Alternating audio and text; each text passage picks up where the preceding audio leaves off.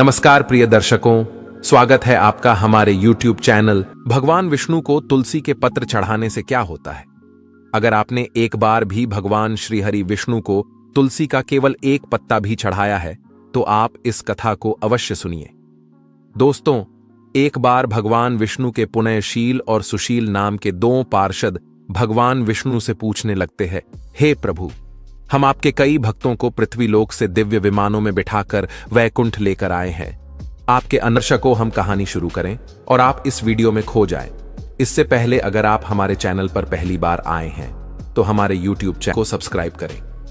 प्रिय दर्शकों, अगर आप भी भगवान श्री कृष्ण को सच्चे दिल से मानते हो तो कमेंट में सच्ची श्रद्धा से जय श्री कृष्ण जरूर लिखें। दोस्तों, मैं भक्ति आपकी पूजा आराधना करते हैं, समस्त प्रकार के भोग आपको लगाते हैं। इसी कारण से वे सभी वैकुंठ लोक को प्राप्त करते हैं। किंतु हे प्रभु, हमारे मन में एक शंका है जो हम आपसे पूछना चाहते हैं। भगवान विष्णु मुस्कुराते हुए कहते हैं, हे पार्षदों, ऐसी वह कौन सी शंका है जो तुम दोनों को सता रही है?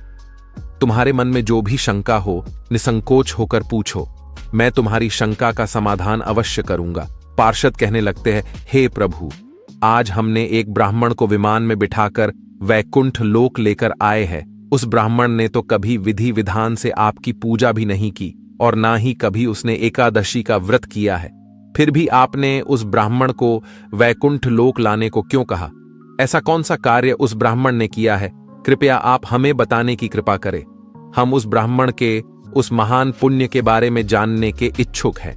भगवान विष्णु कहते हैं, हे पार्षदों, तुमने उचित ही प्रश्न किया है। वह ब्राह्मण निश्चित ही विष्णु लोक जाने का अधिकारी था। इसी कारण से ही हमने तुम दोनों को उसे वैकुंठ लोक लाने की आज्ञा दी थी। तुम्हारी इस शंका को दूर करने के लिए मैं तुम दोनों को उस ब्राह्मण की कथा सुनाता हूं। इस कथा के माध्यम से तुम्हें तुम्हारे सभी प्रश्नों के उत्तर मिल जाएंगे। इसीलिए तुम दोनों ही इस कथा को ध्यान से पूरा जरूर सुनना। जो भी इस कथा का श्रवण करता है उसके समस्त पापों का नाश होकर उसे भी वैकुंठ लोक में स्थान मिलता है। पार्षद कहने लगते हैं, हे प्रभु, हम बहुत भाग्यशाली हैं कि आपके मुख से हमें यह कथा सुनने को मिल रही है।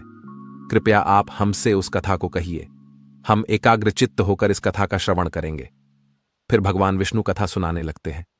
प्राचीन काल में कांचीपुरी में राजा चोल नाम के एक चक्रवर्ती सम्राट राज्य करते थे। उनके अधीन जितने भी देश थे वे सभी चोल नाम से ही विख्यात हुए थे। महाराज चोल इस भूमंडल पर शासन करते थे। उनके राज्य में कोई भी मनुष्य दरिद्री, दुखी तथा रोगी नहीं रहता था। उनकी समस्त प्रजा अत्यंत संतुष्ट और सौभाग्यशाली थी। महाराज चोल ने कितने ही यज्ञ किए जिनकी कोई गणना नहीं हो सकती। उन्होंने ताम्रपर्णी नदी के किनारे अनेक आश्रम बनवाए, ऋषि मुनियों के लिए यज्ञ आदि धार्मिक कार्य करने के लिए स्थान उपलब्ध करवाया, अनेक पोखड़े खुदवाए। फिर एक दिन महाराज चोल अनंतशयन नाम के तीर्थ में गए। वहां पर भगवान विष्णु का अत्यंत सुंदर मंदिर था। उस मंदिर में भगवान विष्णु की एक अत्यंत सुंदर मूर्ति थी। महाराज ने भगवान विष्णु की विधि विधान से पूजा की। उन्हें माणिक, मोती, सुवर्ण आदि से बने हुए सुंदर सुंदर रत्न चढ़ाए तथा अनेक प्रकार के फूलों से भगवान का पूजन किया और उन्हें साष्टांग प्रणाम किया। प्रणाम करके वे उसी मंदिर में आसन पर बैठ गए। फिर कुछ देर बाद उस मंदिर में एक गरीब ब्राह्मण आया जो उन्हीं के कांची नगर का निवासी था। उनके हाथ में पूजन की सामग्री और तुलसी दल था। उस ब्राह्मण का नाम विष्णुदास था। महाराज की नजर उस गरीब ब्राह्मण पर पड़ी।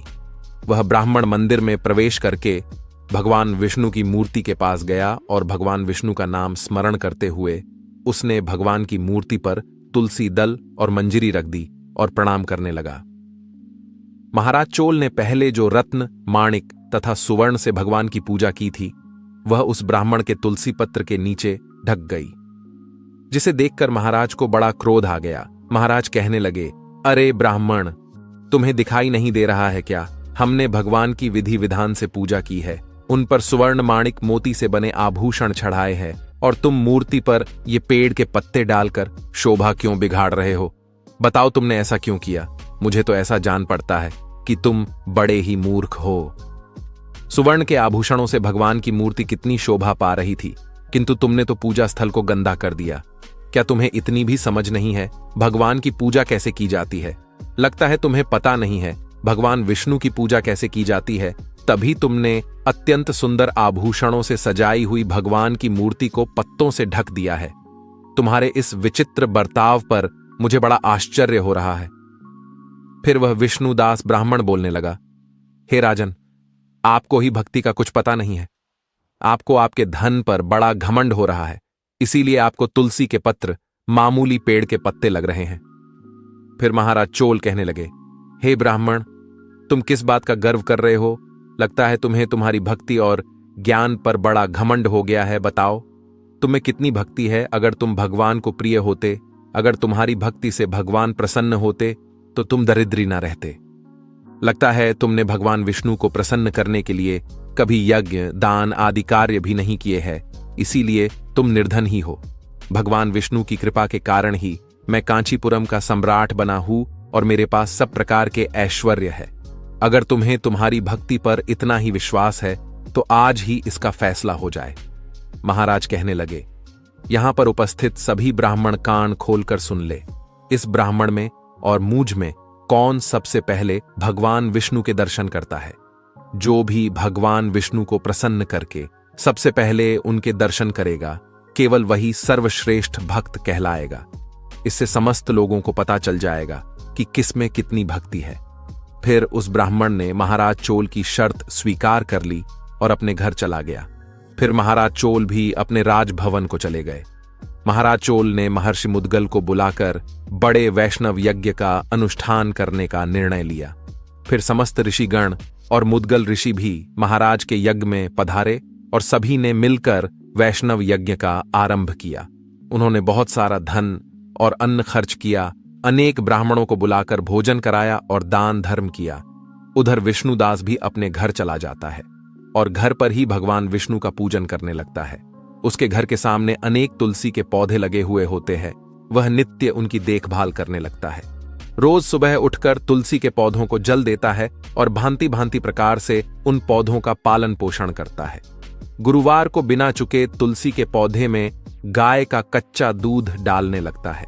उठते बैठते चलते भोजन करते समय वह भगवान विष्णु का नाम स्मरण करने लगता है।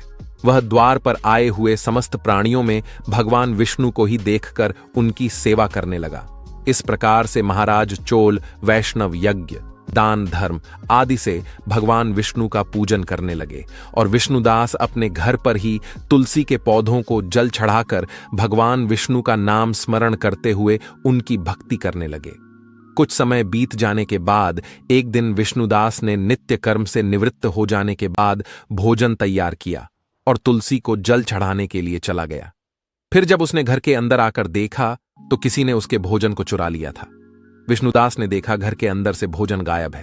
फिर उन्होंने दोबारा भोजन नहीं बनाया, क्योंकि उन्हें सायंकाल की पूजा के लिए समय कम पड़ रहा था, जिससे उनका प्रतिदिन का नियम भंग हो जाएगा। इसीलिए वे भूखे ही रह गए। फिर दूसरे दिन उन्होंने भोजन तैयार किया और तुलसी पत्र डालकर घर के अंदर रखकर तुलसी को जल देने के लिए चले गए। फिर से किसी ने उनके भोजन को चुरा लिया। जब विष्णुदास घर के अंदर आए तो उन्होंने देखा कि आज फिर किसी ने उनका भोजन हड़प लिया है। इस प्रकार से 7 दिनों तक कोई आकर उनके भोजन को चुरा कर ले जा रहा था। इससे विष्णुदास को बड़ा विस्मय हुआ। वह विचार करने लगे, अहो, ये कौन है जो प्रतिदिन आकर मेरा भोजन चुरा कर ले जा रहा है? मैं क्षेत्र संन्यास लेकर इस वन में निवास कर रहा हूं। अब मैं इस स्थान का भी परित्याग नहीं कर सकता। अब इस प्रकार से मैं कैसे भोजन करूं? प्रतिदिन भूखा रहकर मैं कैसे जीवित रह पाऊंगा? अगर इस प्रकार से ही चलता रहा तो मेरी मृत्यु हो जाएगी। अच्छा, आज मैं खुद अपने द्वारा बनाए गए भोजन की रक्षा करूंगा। देखता हूं कौन आकर मेरा भोजन चुरा कर ले जा रहा है। इतना सोचकर वह ब्राह्मण भोजन बनाकर घर में रख देता है और पास ही एक जगह पर छिपकर खड़ा हो जाता है।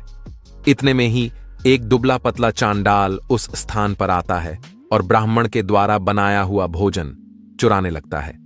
उसे देखकर ब्राह्मण विष्णुदास को उस पर बड़ी दया आ गई। उस चांडाल का शरीर अत्यंत दुर्बल था। उसके मुख पर दीनता छा रही थी। शरीर में हड्डी और चमड़ी के अलावा कुछ नहीं बचा था। जैसे ही वह चांडाल भोजन चुरा कर जाने लगा, विष्णुदास ने उस चांडाल से कहा, हे भाई, जरा ठहरो, क्यों रूखा सूखा खाते हो? साथ में यह घी भी ले जाओ। ब्राह्मण की आवाज सुनते ही वह चांडाल बड़े वेग से भागने लगा और मूर्छित होकर गिर पड़ा। उस चांडाल को मूर्छित होकर पड़ा देखकर विष्णुदास शीघ्रता से चलकर उसके पास गए और उसके मुख में पानी डालने लगे। तदनंतर जब वह चांडाल उठकर खड़ा हुआ तो ब्राह्मण ने उससे पूछा, हे भाई, तुम कौन हो? तुम अत्यंत भूखे दिखाई पड़ रहे हो। यदि तुम्हें भोजन चाहिए तो मुझसे कह देते, मैं तुम्हें सारा भोजन दे देता। ब्राह्मण की बात सुनकर वह चांडाल मुस्कुराने लगा और उसने अपना असली रूप धारण किया। वह चांडाल कोई और नहीं बल्कि साक्षात भगवान विष्णु ही थे। हाथ में शंख चक्र गदा धारण किए हुए, कटी में पीतांबर, मस्तक पर किरीट शोभा पा रहे थे। अपने प्रभु को साक्षात अपने सामने खड़ा हुआ देखकर विष्णुदास को बड़ा आश्चर्य हुआ और वे भगवान को बारंबार प्रणाम करने लगे। भगवान विष्णु उस ब्राह्मण से कहने लगे, हे विष्णुदास, मैं तुम्हारी भक्ति से अत्यंत प्रसन्न हूं।